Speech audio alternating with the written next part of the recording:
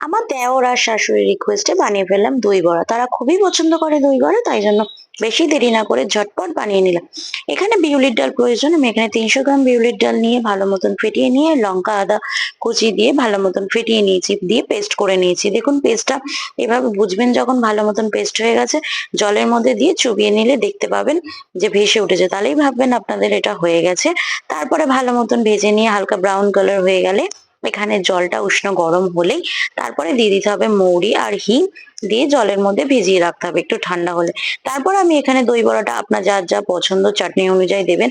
যদি এই চাটনিগুলো আপনারা দেখতে চান, ফুল ভিডিও আমার ইউটিউব লিংকে রয়েছে, সমস্ত ভিডিওর চাটনি আপনারা দেখতে পারবেন। তারপর আপনারা আপনাদের পছন্দ অনুযায়ী গার্নিশ করে নিলেই একদম দই বড়া একদম কমপ্লিট।